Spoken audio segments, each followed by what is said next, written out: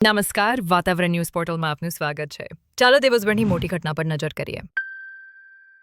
ઈરાનમાં ફરી પરમાણુ એક્ટિવિટી શરૂ થયાની શંકા સેટેલાઇટ ઇમેજ દ્વારા ખુલાસો કરાયો. 27 જૂનની તસવીરોમાં સ્પષ્ટ જોઈ શકાય છે કે ઇસ્ફાન યુરેનિયમ કન્વર્ઝન ફેસિલિટીની ભૂમિગત પરિસરમાં સ્થિત 1 ટનમાં પ્રવેશદ્વાર ફરી ખોલ્યું છે. પુરીમાં ભગવાન જગન્નાથની રથયાત્રામાં મોટી ઘટના. ભીડમાં ફસાતા 600 શ્રદ્ધાળુ ઇજાગ્રસ્ત જે તમામને હોસ્પિટલમાં ખસેડવામાં આવ્યા છે. ભગવાન બલભદ્ર તાલધ્વજ રથને એત વળાંક પર ખેંચવામાં ઘણી મુશ્કેલી પડી હતી, જેના કારણે શોભાયાત્રા ધીમી પડી હતી. ઓપરેશન સિંદૂરમાં કામગીરી ભજવનારા પરાગ જૈન બન્યા. ઇન્ટેલિજન્સ એજન્સીના નવા પ્રમુખ પરાગ જૈન 1998 બેચના આઈટીએસ અધિકારી છે. ચીફ તરીકેનો તેમનો કાર્યકાળ 2 વર્ષનો રહેશે.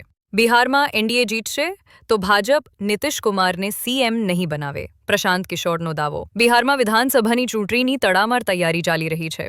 ચૂંટણી પંચે સઘન મતદાર યાદી સુધારણા અભિયાન ચલાવી રહ્યું છે. મેં કહ્યું હતું હીરા જોટવા મનરેગા કૌભાંડના માસ્ટર માઇન્ડ ચૈતર વસાવા. ડેડિયાપાડાના ધારાસભ્ય ઘણા સમય પહેલા પુરાવા સાથે પોતાની વાત રજૂ કરી હતી. તેમણે ત્યારે પણ કહ્યું હતું કે ભાજપ કોંગ્રેસ સાથે મળી કૌભાંડ આચરે છે.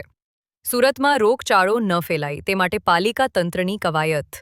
વરસાદના વિરામ વચ્ચે પાલિકાએ સફાઈ કામગીરી હાથ ધરી છે. પાલિકા 34,000 જેટલી જંતુનાશક દવાનો છંટકાવ કરવામાં આવ્યો છે. પાસપોર્ટ સેવા ટુ લોન્ચ કરાઈ. પોલીસ વેરિફિકેશનમાં સમય નહીં લાગે.